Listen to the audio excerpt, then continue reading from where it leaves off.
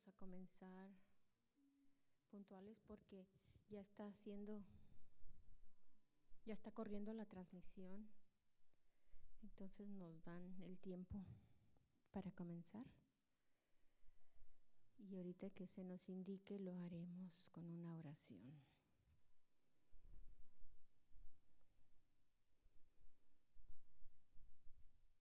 Qué gusto verlos, hermanos, a cada uno de ustedes.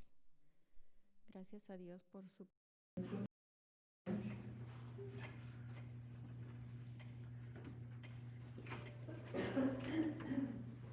Okay. Dios les bendiga, hermanos. Buenas tardes, buenas noches a cada uno de ustedes. Vamos a dar principio a nuestro estudio bíblico del día miércoles y damos la bienvenida a cada uno de ustedes y a los que nos van a ver por transmisión diferida. Dios les bendiga también. Vamos a hacer una oración para dar principio al estudio. Oremos todos juntos. Amado Padre Celestial, estamos ante tu presencia, Señor. Sabemos que tú estás en medio nuestro. Disponemos nuestra mente y corazón, Señor, a estudiar y meditar en tu palabra santa, Señor, que es nuestro alimento, nuestra agua fresca, nuestra energía, Señor, nuestro sostén. Gracias por tu palabra bendita que está en nuestros medios, Señor. Ayúdanos a atesorarla, Señor, a escudriñarla y a grabarla en nuestros corazones y en nuestra mente. Sé con nosotros en esta tarde, Señor, y que tu Espíritu Santo sea el que hable. Gracias te damos en el nombre de Jesús. Amén. ¿Cuántos de ustedes están agradecidos, hermanos, con el Señor? Amén, ¿verdad? Y ya saben que estamos estudiando los artículos de fe que corresponden a la denominación de la Iglesia del Nazareno a la cual pertenecemos. Amén. Y vamos con el segundo artículo. Pero déjenme preguntarles, ¿cuál fue el primero? ¿Alguno de ustedes estuvo o lo escuchó la semana pasada? ¿El primer artículo de fe en el cual creemos? El Dios Trino, ¿verdad? Y hoy vamos a ver el segundo artículo de fe, que es la segunda persona de la Trinidad. ¿Quién es? Jesucristo. Amén. Si yo les preguntara quién es Jesucristo, ¿qué me contestarían ustedes? Es el Hijo de Dios. Amén. El Dios Amén. Hermano Gabriel.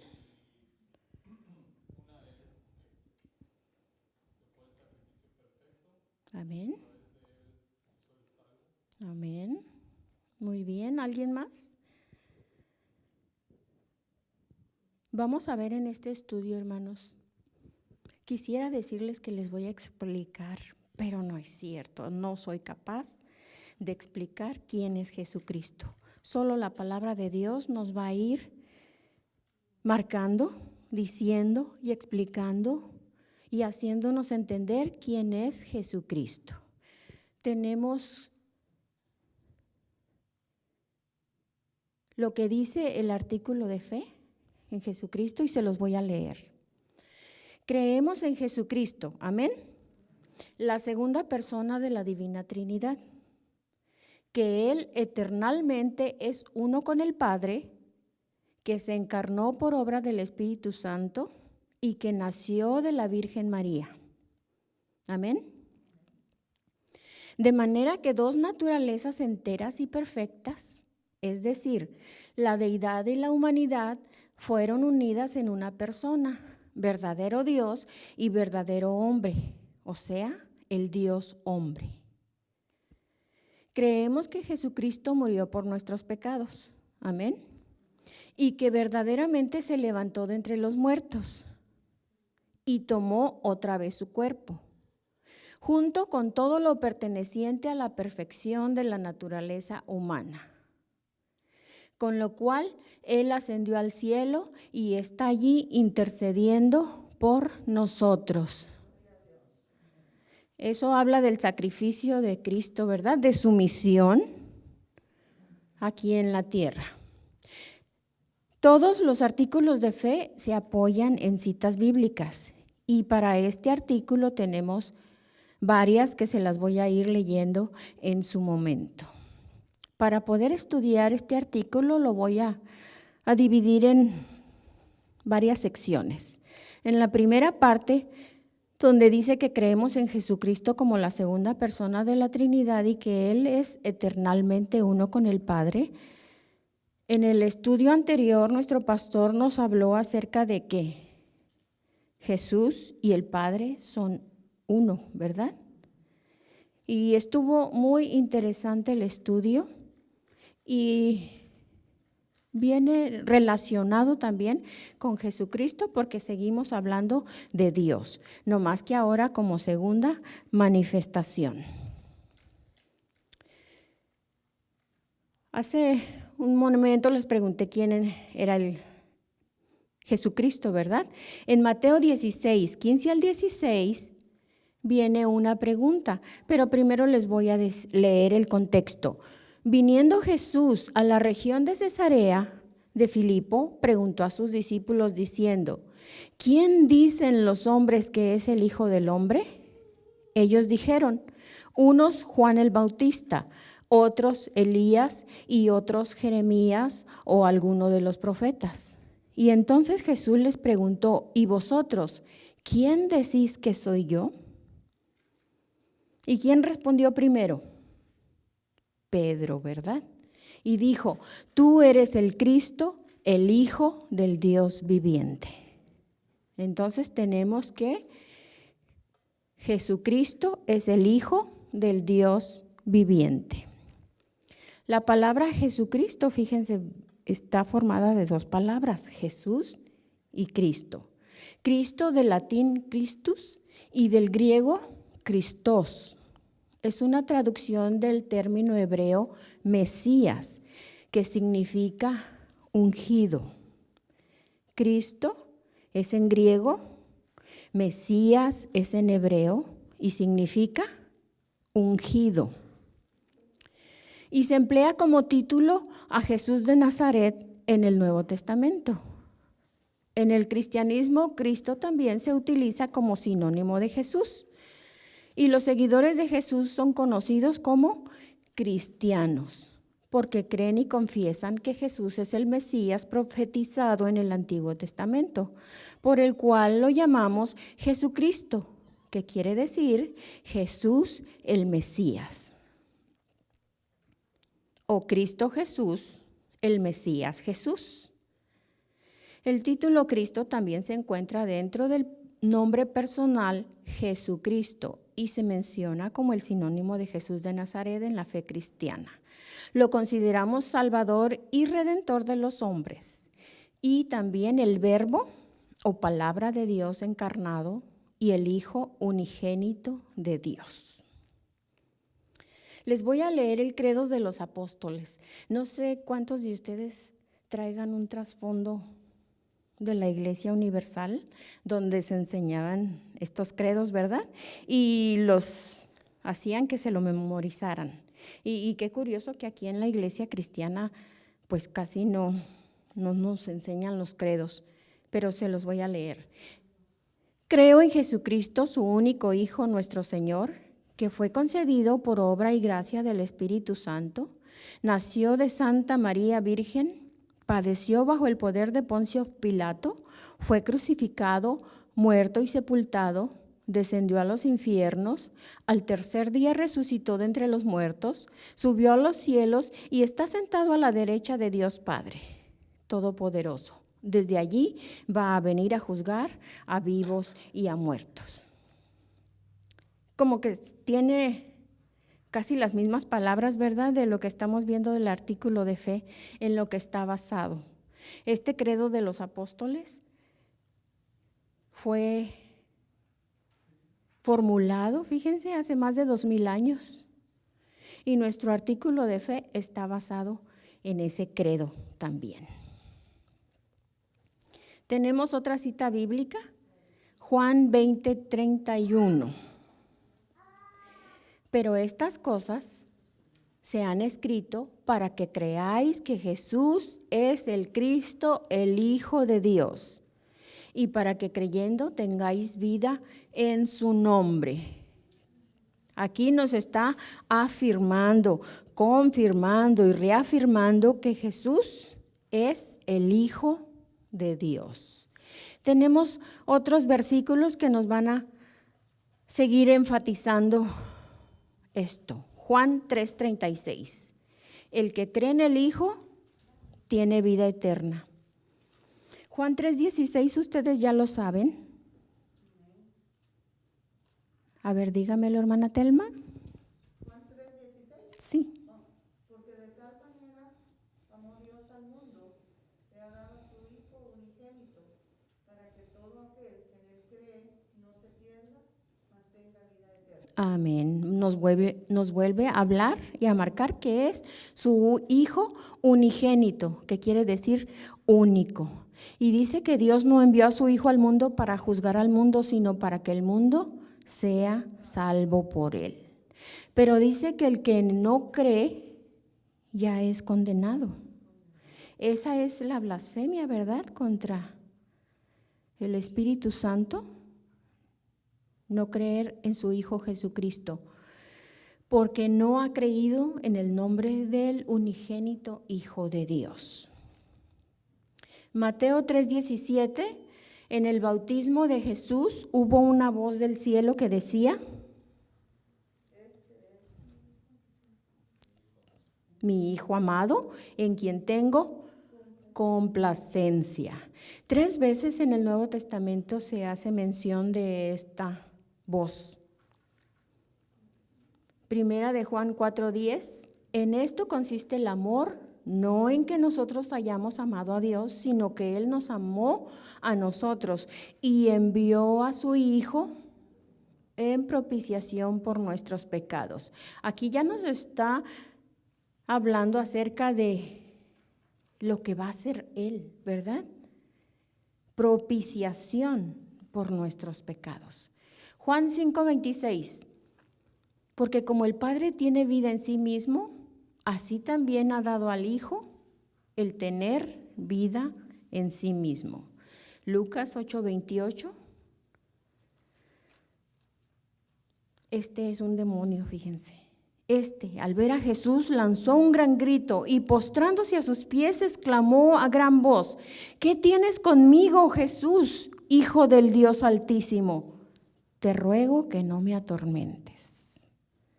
Hasta los demonios reconocen y saben quién es Jesucristo. Tenemos también otros testigos. ¿Recuerdan el centurión que estaba al pie de la cruz? Que también reconoció y dijo: verdaderamente este hombre es Hijo de Dios. Y cuando los discípulos andaban en la barca, que Jesús se aparece y calma la tempestad. En Juan 14:33, para no confundirlos, dice: le dijeron los discípulos, le adoraron diciendo: verdaderamente eres Hijo de Dios. Vamos a Juan 9:35 al 38.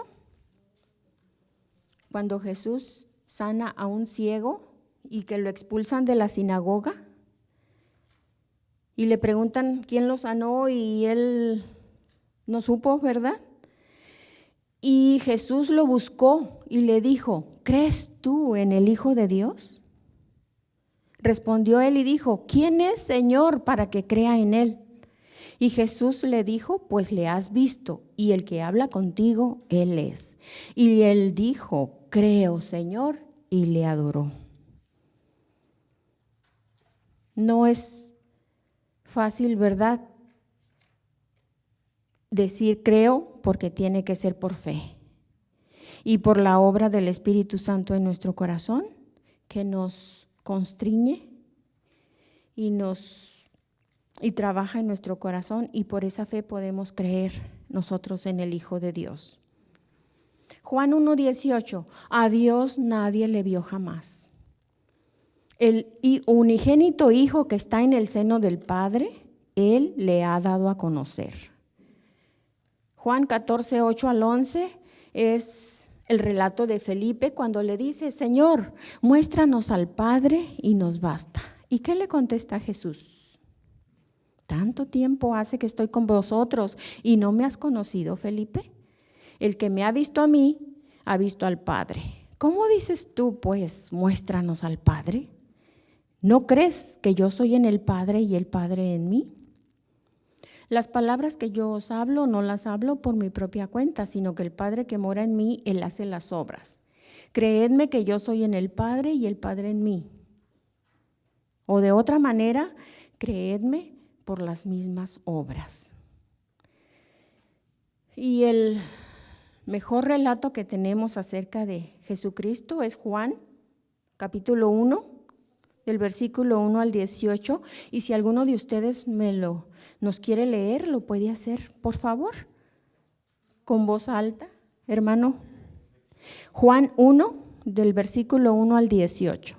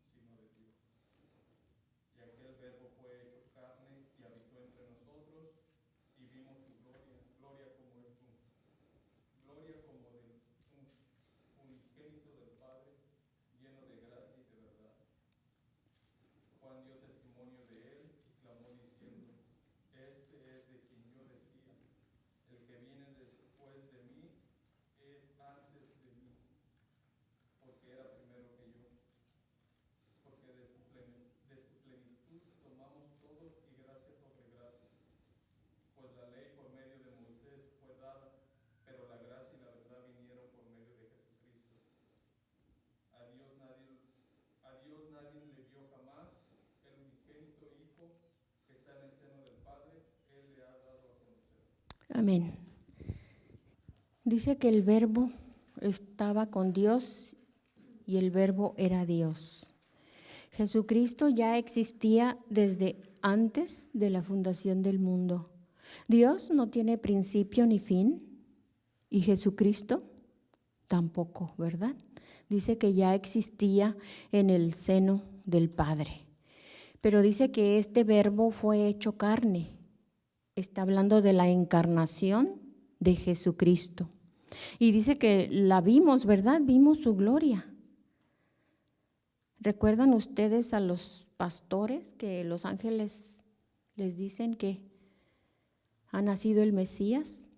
Dice que vieron un coro de ángeles, ¿verdad? Cantando gloria a Dios en las alturas, en la tierra paz, buena voluntad para con los hombres. Y fíjense que este pasaje bíblico tiene tanta riqueza porque nos habla de la luz. Es un nombre de Jesús, ¿verdad? Que Él es la luz del mundo. El verbo en la oración o en la gramática significa acción y Dios siempre está trabajando. Jesucristo dice que por Él fue hecho todo. ¿Sí sabían ustedes que la creación fue hecha por Jesucristo? Y la luz, dice, en las tinieblas resplandece. Jesús es la luz del mundo Y dice que vino al mundo para que tuviéramos nosotros esa luz. Vamos a la siguiente parte. Juan 1, primera de Juan 1, del 1 al 3, dice la palabra de vida. Lo que era desde el principio, lo que hemos oído, lo que hemos visto con nuestros ojos, lo que hemos contemplado y palparon nuestras manos tocante al verbo de vida, nos está hablando de Jesucristo, porque la vida fue manifestada y la hemos visto y testificamos y os anunciamos la vida eterna, la cual está con el Padre y se nos manifestó.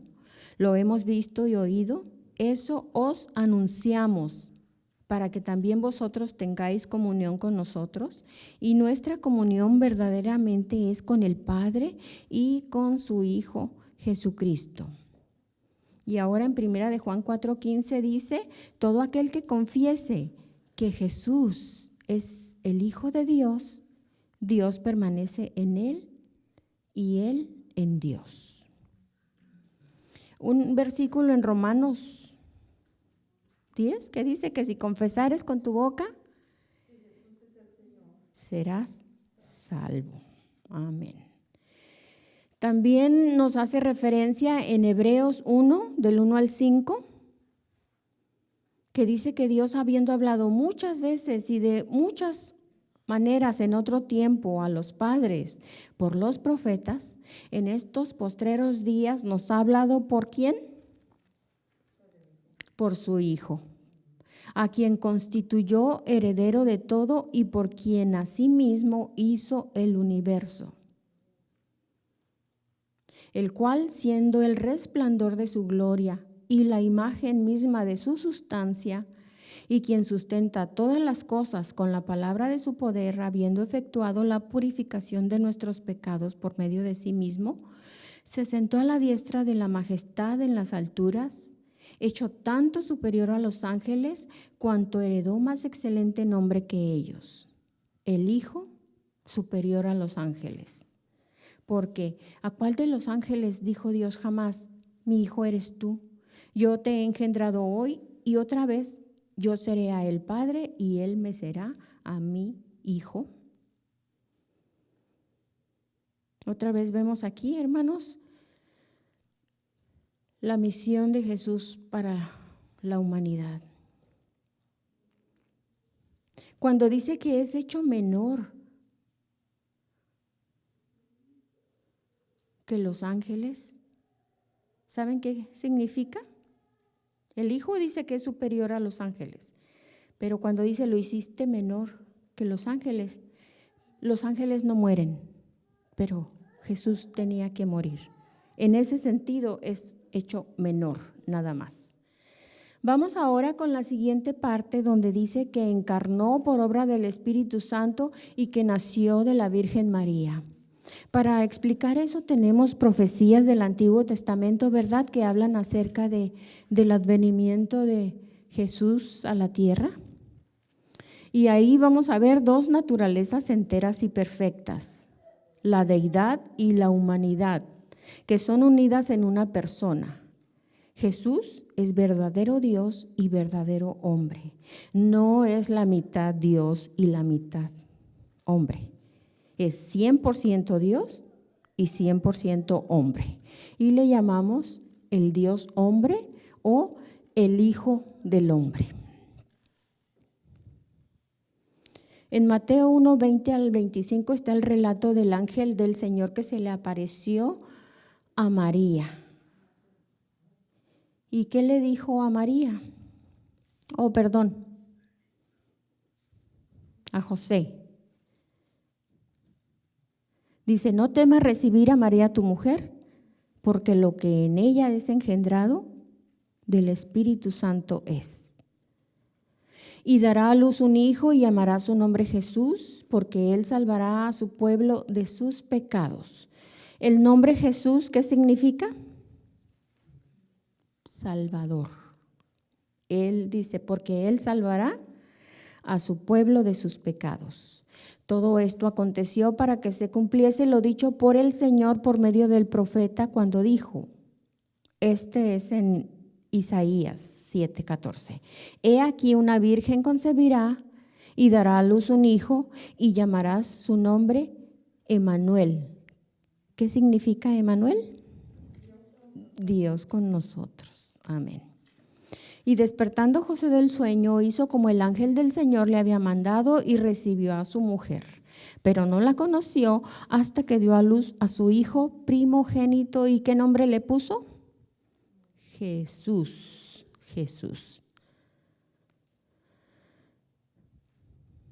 Tenemos otra profecía en Isaías 9:6 y también muchos de ustedes ya se la saben, porque un niño nos es nacido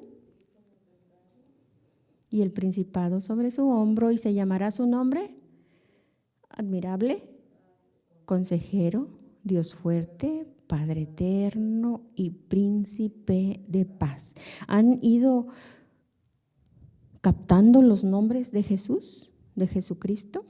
Que ya hemos mencionado varios. Al final les voy a preguntar. Lucas 1:26 al 35. Ahora sí, dice: al sexto mes el ángel Gabriel fue enviado por Dios a una ciudad de Galilea llamada Nazaret, a una virgen desposada con un varón que se llamaba José. Y el ángel le dijo: concebirás en tu vientre y darás a luz un hijo y llamarás su nombre Jesús. Este será grande y será llamado Hijo del Altísimo. Y el Señor Dios le dará el trono de David su padre y reinará sobre la casa de Jacob para siempre y su reino no tendrá fin. Qué hermosa noticia, ¿verdad? Y María pronuncia un poema. Se llama el Magnificat de María. Vamos ahora a ver Gálatas 4, del 4 al 5, Gálatas escrito por Pablo. Dice: pero cuando vino el cumplimiento del tiempo, Dios envió a su Hijo, nacido de mujer y nacido bajo la ley, para que redimiese a los que estaban bajo la ley, a fin de que recibiésemos la adopción de hijos. Nacido bajo la ley quiere decir que su nacionalidad era judía y trae la misión de redimir a los que están bajo la ley. Vamos ahora a primera de Juan 4, 2 y 3. En esto conoced el Espíritu de Dios. Todo espíritu que confiesa que Jesucristo ha venido en carne es de Dios. Entonces tenemos que Jesucristo tiene dos naturalezas. ¿Cuáles son esas dos naturalezas? La divina y la humana. Entonces quedamos que es la mitad Dios y mitad hombre. No, porque Él no pierde su naturaleza divina. Eso lo voy a ampliar un poquito más al final. Tenemos otro relato en Colosenses 1 al 12.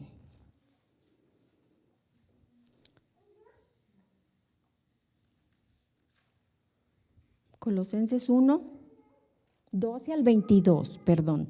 Colosenses 1, 12 al 22, si alguien gusta leerlo. Colosenses 1, 12 al 22. Dando gracias al Padre que nos ha capacitado para compartir la herencia de los santos en luz, porque Él nos libró del dominio de las tinieblas y nos trasladó al reino de su Hijo amado, en quien tenemos redención, el perdón de los pecados.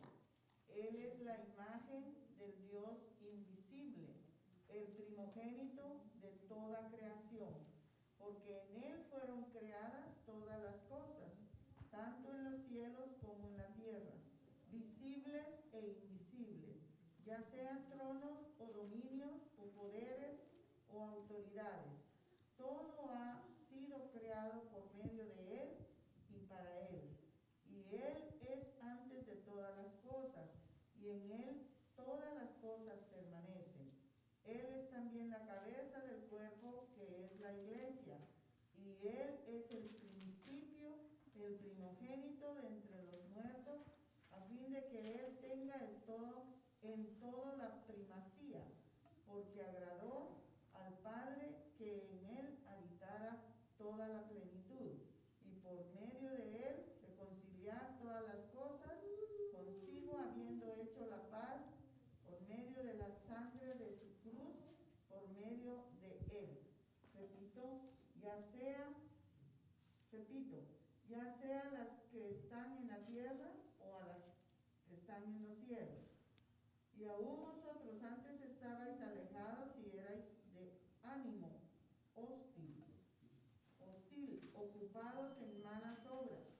Sin embargo, ahora él os ha reconciliado en su cuerpo de carne mediante su muerte, a fin de presentaros santos, sin mancha e irreprensibles delante de él. Amén. Sí. Miren, en el versículo 13 dice, en quien tenemos redención por su sangre. ¿A qué se refiere esto? La redención por su sangre, ¿qué significa? Amén. La sangre que fue derramada en la cruz del Calvario, que por su sangre somos comprados. Y dice que es para el perdón de pecados. Esa es la doctrina de la redención.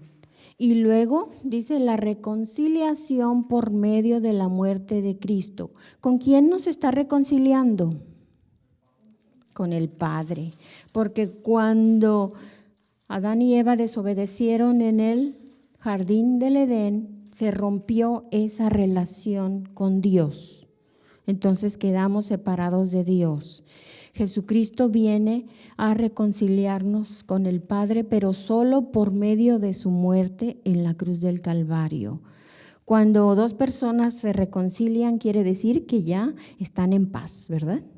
Entonces ahora nosotros, por medio de Cristo, por medio de la reconciliación, tenemos paz con Dios. Y luego otro punto es que Él es la imagen del Dios invisible. Algunas personas dicen, para yo creer en Dios necesito verlo. Eso no es posible, porque dice la Biblia que no hay quien vea a Dios y viva. Pero si queremos ver a Dios, tenemos que aceptar a su Hijo Jesucristo. Él es, dice, el primogénito de toda creación. Él es el principio y en Él habita toda la plenitud. Cuando dice plenitud, ¿a qué se refiere?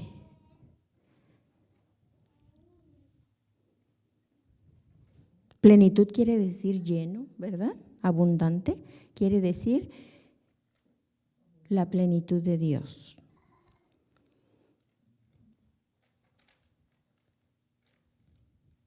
Muy bien, vamos ahora a 1 de Timoteo 3:16. E indiscutiblemente grande es el misterio de la piedad. Dios fue manifestado en carne. ¿Cómo se manifestó? Por medio de su Hijo Jesucristo.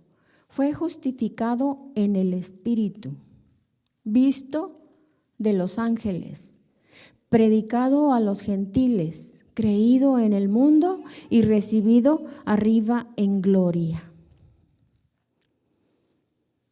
Cuando Dios y Jesucristo, su Hijo, estaban haciendo el mundo, la creación, dice que las estrellas cantaban, ¿verdad? Cuando Él hacía algo.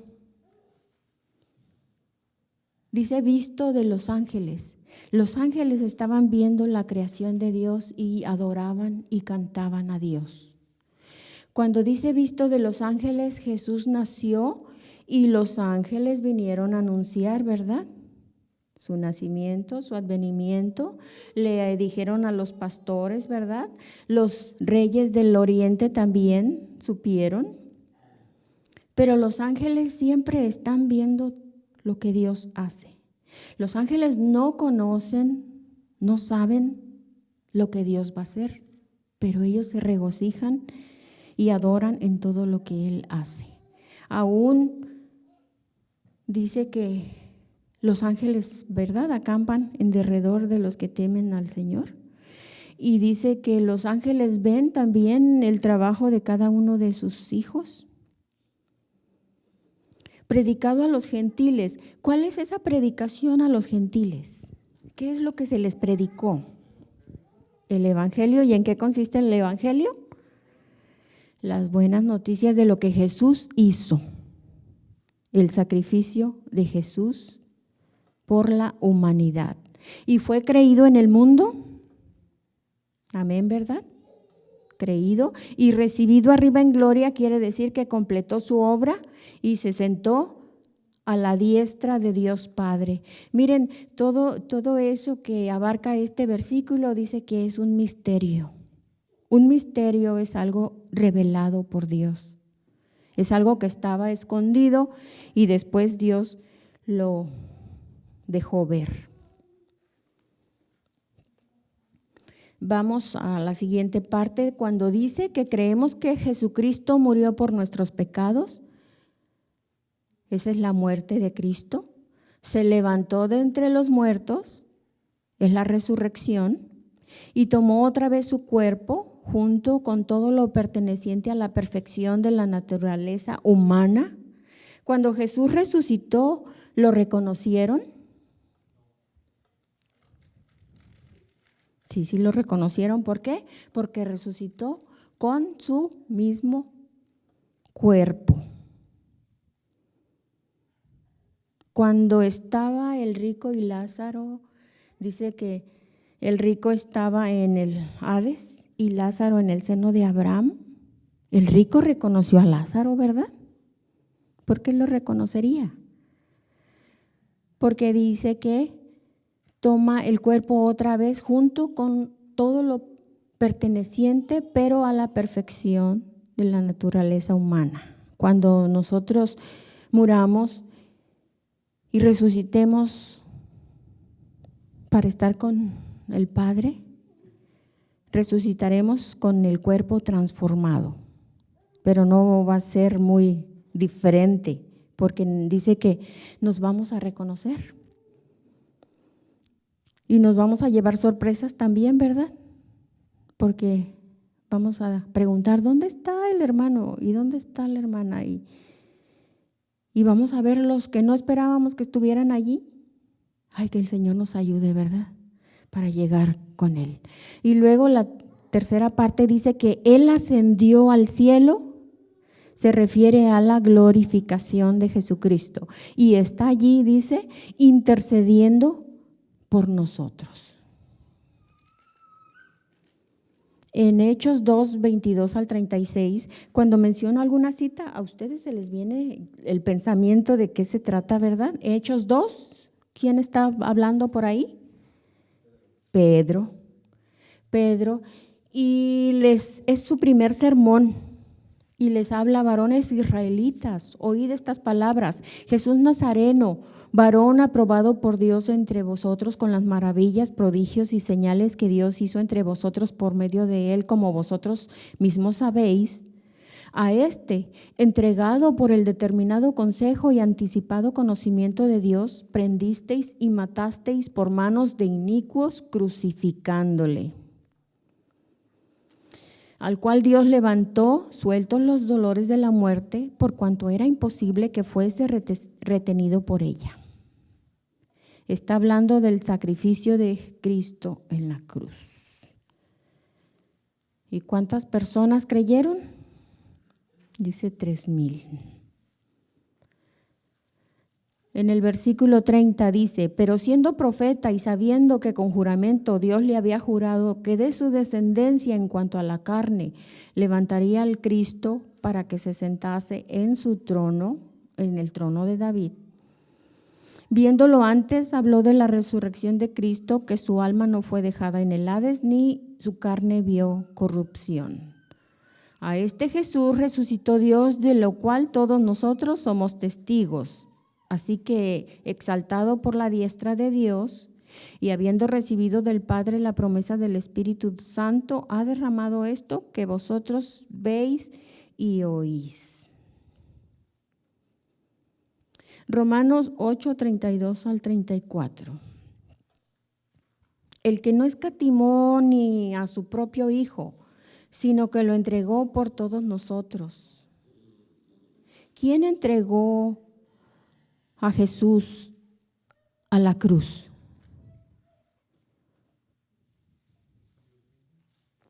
El Padre. Dice que lo envió al mundo y que lo entregó por todos nosotros. Versículo 33 dice, ¿quién acusará a los escogidos de Dios? Nadie. Dice que Dios es el que justifica. ¿Por qué? Porque Jesús ya nos justificó delante del Padre. Tenemos un enemigo, ¿verdad? Y un acusador. Pero ya no hay condenación. ¿Quién es el que condenará? Cristo es el que murió, más aún el que también resucitó, el que además está a la diestra de Dios y el que también intercede por nosotros. Vamos ahora a Hebreos 9, 24 al 28. Y nomás les voy a leer los versículos que se refieren al sacrificio. El versículo 26. Se presentó una vez para siempre por el sacrificio de sí mismo para quitar de en medio el pecado. Y de la manera que está establecido para los hombres que mueran una sola vez y después de esto el juicio. Así también Cristo fue ofrecido una sola vez para llevar los pecados de muchos y aparecerá por segunda vez sin relación con el pecado para salvar a los que le esperan. El versículo 27. Porque esto lo hizo una vez para siempre, ofreciéndose a sí mismo.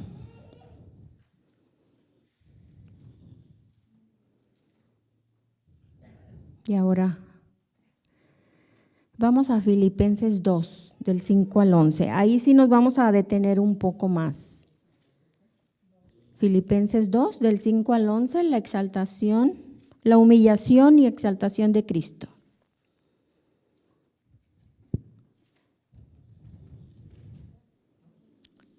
Filipenses 2, del 5 al 11. ¿Ya estamos ahí? Leemos el 5 y 6. Haya pues en vosotros este sentir que hubo también en Cristo Jesús, el cual, siendo en forma de Dios, no estimó el ser igual a Dios como cosa a que aferrarse. Vamos a ver la expresión siendo en forma de Dios. Aquí la palabra forma, vamos a ver la raíz morfe, significa forma, pero no la vamos a interpretar como nosotros conocemos lo que es el shape, la forma, ¿verdad? Sino que se refiere a la esencia o naturaleza de Dios. Entonces, cuando dice siendo en forma de Dios, quiere decir que Jesús tiene la esencia o la misma naturaleza divina de Dios. Y dice que no estimó el ser igual a Dios como cosa a que aferrarse.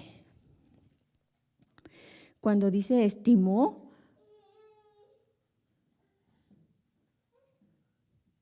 no es que no le haya dado importancia, sino que tenía que despojarse y vaciarse él mismo. Y a veces para nosotros, hermanos, es difícil despojarnos, humillarnos y decir, no sabe con quién se está metiendo, ¿verdad? Nos aferramos a lo que somos. Y ahora donde dice, sino que se despojó a sí mismo.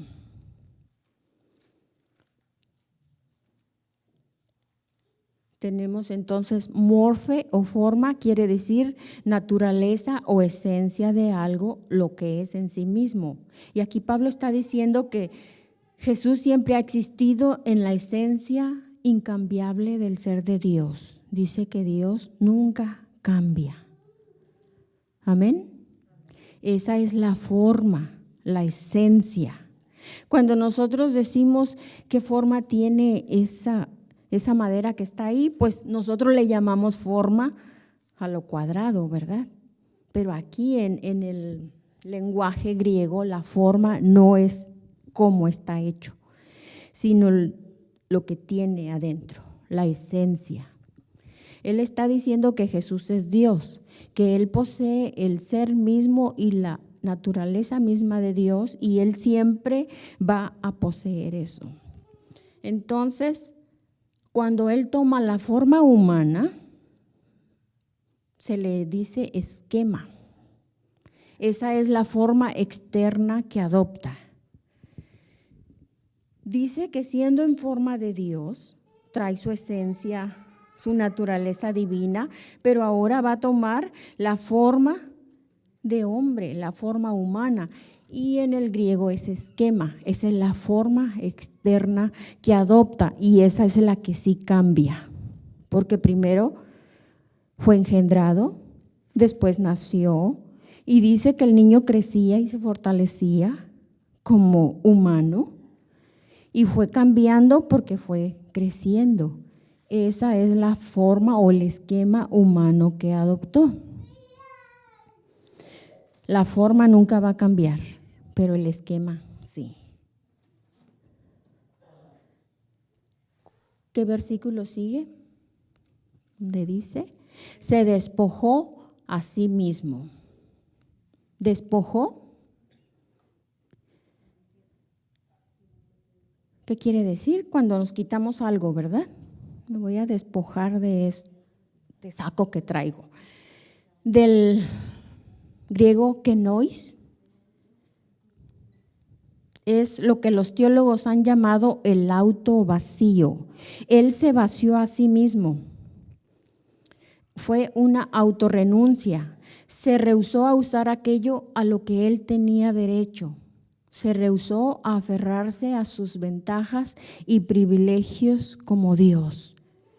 ¿Recuerdan cuando lo fueron a apresar al Getsemaní y que Pedro lo quiso defender y que le dijo, cálmate, Pedro? ¿No sabes que yo puedo decirle a mi Padre que mande una legión de ángeles a defenderme? Pero él no usaba esos privilegios ni ventajas. Él no se vació de su deidad. Él siguió siendo Dios. Se despojó de su autoridad independiente. Él rindió la adoración que tenía de los ángeles, la presencia adoradora de los ángeles, la rindió por los vituperios de los hombres.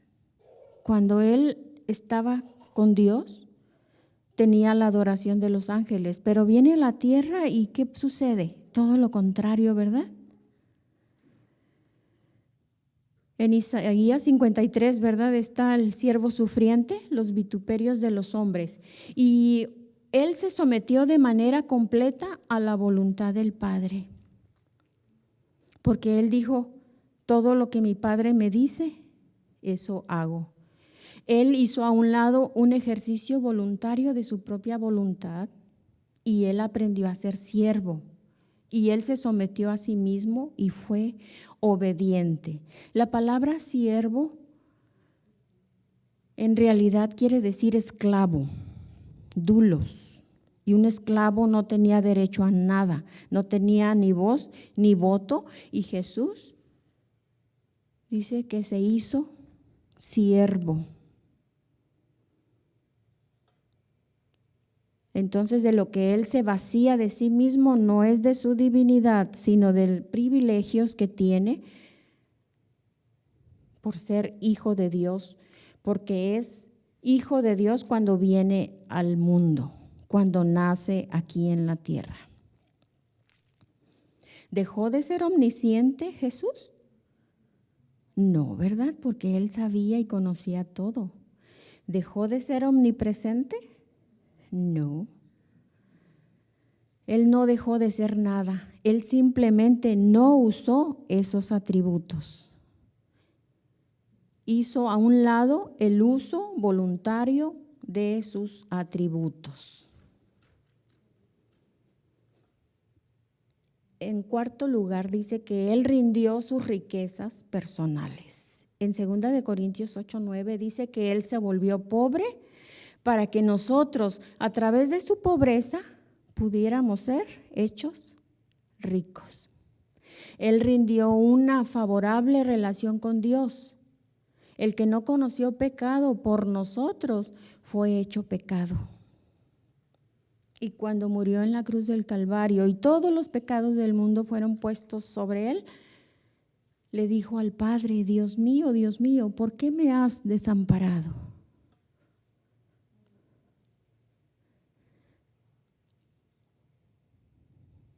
Vamos a ver. Isaías 52, 13 y 14 identifica al Mesías venidero como el siervo que se volvió pobre, que se volvió un esclavo. Imagínese, Él era dueño de todo, pero cuando vino a este mundo, Él estaba tomando prestado todo de los hombres. Él tuvo que tomar prestado un lugar donde nacer, y no era un lugar importante. Él tuvo que tomar prestado un lugar en donde colocar su cabeza. Ni siquiera tenía un hogar. Muchas veces Él durmió en el Monte de los Olivos. Él tuvo que tomar prestada una barca para cruzar el mar de Galilea. Tuvo que tomar prestado un barco para predicar de Él mismo. Tuvo que tomar prestado un animal para entrar a la ciudad cuando estaba siendo recibido de manera triunfal como Rey de Reyes y Señor de Señores. Tuvo que tomar prestado un lugar para la Pascua, porque no tenía una casa en Jerusalén. Él tuvo que tomar prestada una tumba para ser sepultado. Era la única persona que tenía el derecho a todo, y terminó sin nada y se volvió un siervo. Él vino al mundo como el Rey de Reyes y Señor de Señores. Era el heredero legítimo al trono de David, como también Dios en carne humana, pero no tenía ventajas. Él no tenía privilegios en este mundo. Él vino como siervo y nadie le dio nada. Nadie le encomendó ningún tesoro, nadie le dio un hogar, nadie le dio un animal para que se montara sobre él, nadie le dio una propiedad para llamarla suya, nadie le dio nada, pero Él sirvió a todo el mundo. Él no tenía ventajas, Él no tenía privilegios, y este era Jesús. Y cuando nosotros decimos que queremos llegar a reflejar la imagen de Cristo, ¿cuál imagen queremos reflejar? Porque dice, por medio de Él todas las cosas fueron hechas y sin Él nada de lo que ha sido fue hecho. Y sin embargo, Él no tenía nada. Estamos todavía en Filipenses, hecho semejante a los hombres. Él era simplemente como los hombres. A Él se le dieron los atributos esenciales de la humanidad porque Él podía sentir, ¿verdad? Llorar, sentir tristeza, dolor. Entonces Él se volvió hombre verdaderamente humano. No dejó de ser Dios, ni tomó algún cuerpo. Él no es Dios en un cuerpo. Él es Dios hombre. Y hombre es más que un cuerpo, es toda la esencia de la humanidad: cuerpo, alma, mente, corazón, espíritu. Eso es verdaderamente humano. Descendió, dice, para volverse el Dios hombre, pero nunca vieron la parte de Dios en Él. No lo vieron, solo miraban su apariencia de hombre, y el esquema del hombre era lo que miraban. Fue suficientemente humillante que Dios se volviera un hombre, ¿verdad? Hizo todos los milagros y decían, este hombre tiene un demonio. Y los judíos dijeron, conocemos a este hombre, conocemos a su madre y a su padre, sabemos de dónde es. ¿Y de dónde salió diciendo que descendió del cielo? ¿De dónde saca esto? Ellos simplemente lo miraban como hombre y eso era humillante. Cuando dice que se humilló a sí mismo, él ya se había humillado, se humilló a sí mismo bajo este trabajo y habría sido suficiente para él simplemente el no aferrarse a sus derechos. Pero se vació a sí mismo del ejercicio de estas cosas y después descender al punto de ser un esclavo, siendo él un rey.